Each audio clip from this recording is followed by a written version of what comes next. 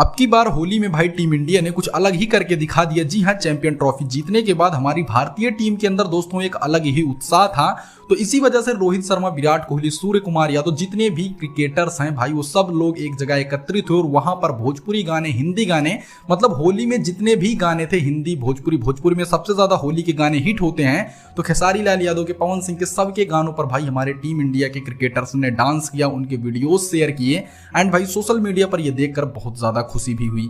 जी हाँ, पाकिस्तान में हो रही चैंपियन ट्रॉफी को जीतने के बाद भाई पूरा देश खुश है और जिस दिन से हम लोग भाई चैंपियन ट्रॉफी जीते थे उसी दिन से भाई हमारी भारतीय टीम जो है वो हर जगह अबीर वगैरह उड़ाती जा रही थी, क्योंकि दोस्तों ये एक बहुत ही बड़ा त्योहार है हम लोगों का। और भाई इसी तरह से जिस तरह से हमारी चैंपियन टीम ने भाई चैंपियन ट्रॉफी जीती है, ये देखकर दोस्तों और भी ज्यादा खुशी होती है। खैर दोस्तों, इसके बारे में आप क्या कहना चाहेंगे? वैसे आपका इंडियन टीम में कौन फेवरेट प्लेयर है, रोहित शर्मा या विराट कोहली या फिर कोई और है? कमेंट में जरूर बताइएगा।